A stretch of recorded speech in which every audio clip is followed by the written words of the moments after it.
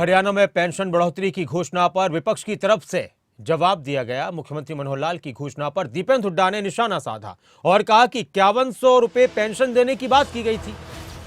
हरियाणा के बुजुर्गों के साथ धोखा हुआ है।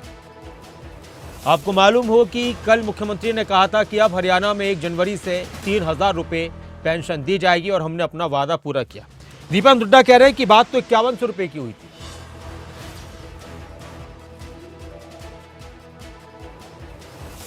बहुत बड़ा धोखा हरियाणा के बड़े बुजुर्गों के साथ हो गया।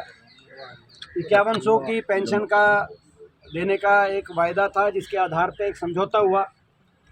स्वयं केंद्रीय गृह मंत्री श्री अमित जी शाह के घर ये समझौता हुआ, जिस समझौते में एक और दुष्यंत चौटाला खड़े थे, एक और मनोहर लाल खट्टर जी खड़े थे 2019 में, और समर्थन डिक्लेयर करके गठबंधन की सरकार का जन्म हुआ वहाँ केंद्रीय गृह मंत्री जी के उपस्थिति में। और उसमें ये कहा गया कि भारतीय जनता पार्टी से समझौता हो गया।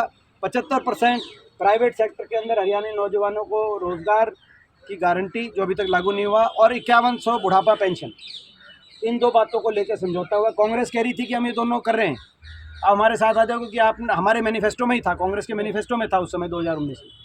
लेकिन उन्होंने कहा कि नहीं, हम ये डबल इंजन की सरकार बनाएंगे और ये करने का काम करेंगे। आज डबल इंजन से प्रदेश की जनता को लूटने का काम हुआ और वायदा खिलाफी करने का काम हुआ। 5100 की पेंशन की बजाय 1 जनवरी से 3000, यानी कि आखिरी बढ़ोतरी दिखाई दे रही है। इसके बाद तो क्या बढ़ोतरी होगी?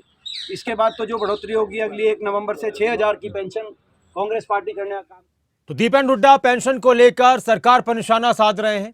हमारे साथ बीजेपी प्रवक्ता सत्यव्रत शास्त्री जी जुड़ चुके हैं। नमस्कार सत्यव्रत शास्त्री जी। सत्यव्रत जी, दीपेंद्र हुड्डा कह रहे हैं कि डबल इंजन की सरकार ने हरियाणा की जनता के साथ धोखा किया है। जो वादा था 5100 रुपए पेंशन का, और इसी बात को लेकर दोनों पार्टियों में गठबंधन हुआ था, सरकार बनी थी, लेकिन अब वो वादा पूरा नहीं किया गया। आप क्या करेंगे? अगले साल तो चुनाव। देखिए, दीपेंद्र हुड्डा को मेरा जवाब है कि अभी साल 1 बाकी है। 1 साल, अभी 9 वर्ष पूरे होने पर हम 3000 तक पहुंचे हैं जी। और हम ये नहीं कहते कि हम 6000 करेंगे, 5000 करेंगे। हमारी पार्टी का जो निर्णय था वो हमने पूरा किया है और जितने भी हमारे वायदे थे वो पूरे करके चुनाव में जाएंगे। लेकिन दीपेंद्र हुड्डा से कोई पूछे क्या तुमने संकल्प पत्र में ये किया था कि दक्षिण हरियाणा अहिरवाल के लिए हम कुछ भी नहीं करेंगे, रोड नहीं बनाएंगे? तुमने पानी नहीं दिया, तुमने रोड नहीं दिया, स्वास्थ्य सेवाएं नहीं दी, कुछ भी नहीं दिया, तो वो वादा था क्या तुम्हारा? तुम आज केवल इस मोर्चे के अंदर जो गठबंधन है, उस गठबंधन की सरकार के बीच पेच फंसा के कि उसने इसने किया था, उसने किया था, उसकी चिंता दीपेंद्र हुड्डा छोड़े। दीपेंद्र हुड्डा तो उसकी चिंता करे जो उनसे छिटक कर जा रहे हैं। मैं हमारे साथ शास्त्री जी, वो केवल ढींगरा जी को मनाए, मैं फिर आपके पास आ रहा हूँ। केवल ढींगरा जी, दीपेंद्र हुड्डा सरकार को लेकर कह रहे हैं कि धोखा किया है। सत्यव्रत शास्त्री कह रहे हैं अभी तो 1 साल और बाकी है, अभी और भी अपने वादे पूरे करेंगे। और कांग्रेस की तरफ से तो हमेशा इसी तरह की बात की गई है, बिना मुद्दों की बात की गई है। नहीं, वायदा तो जेजेपी और बीजेपी सरकार का था। जो इनका कॉमन मिनिमम प्रोग्राम बनना था उसके अंदर दोनों के मुद्दे तय होने थे। अब ये बात थी कि वो कह रहे थे कि हम 5000 पेंशन देंगे, अभी तक 2550 रुपए है। और जो खट्टर साहब ने कहा है कि 1 जनवरी से हम 250 रुपए और इंक्रीज कर देंगे, वो 3000 हुआ। तो लास्ट साल जो है, जैसे साल में 250 रुपए बढ़ा रहे हैं, तो उसका मतलब ये हुआ कि ये 3000 रुपए अपनी बात खत्म करना चाहते हैं।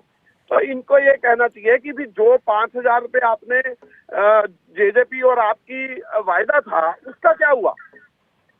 बीजेपी तो ये कह रही है कि हमने अपना वादा पूरा कर दिया। नहीं, 5000 का था ना वायदा, तो पूरा कैसे कर दिया 3000 में?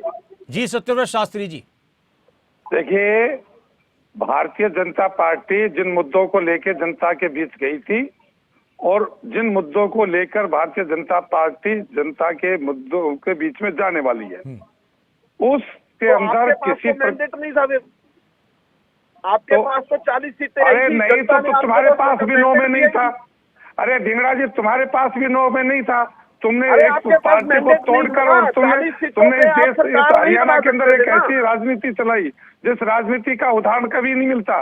तुमने किसी पार्टी को तोड़कर सरकार चलाई और उसका परिणाम हुआ कि तुम्हें जनता ने वापस नहीं लड़ने ढींगरा जी दिया। एक मिनट, लेकिन सत्यव्रत शास्त्री जी, जिस कॉमन मिनिमम प्रोग्राम को लेकर एक दोनों में गठजोड़ हुआ था, उसके तहत ये तय हुआ था क्या कि 5100 रुपए पेंशन दी जाएगी?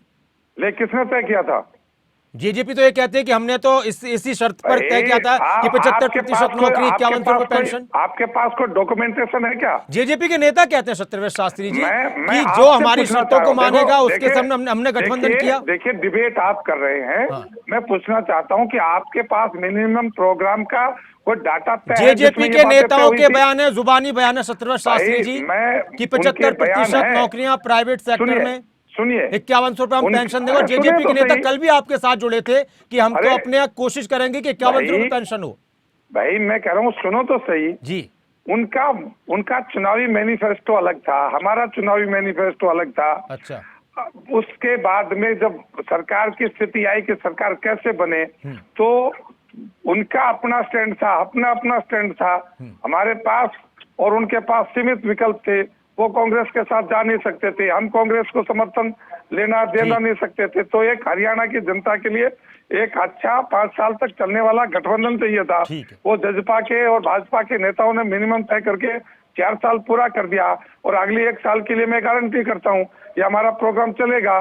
उसके बीच कांग्रेस को यदि इस प्रकार की मिर्चियां लगती है कि ये 5 साल पूरा क्यों कर गए और बिना किसी पार्टी को तोड़े कर गए, बिना जनता के हो हल्ला कर गए, तो ये कांग्रेस का अपना एक चुनावी सगुफा है। केवल ढींगरा जी, चलते आप उनकी बातों से अंदाजा लगा सकते हैं। वो कह रहे हैं कि हमारा जो वादा था पूरा किया, ऐसा कोई वादा गठबंधन सरकार का नहीं था कि 5100 पेंशन की जाएगी।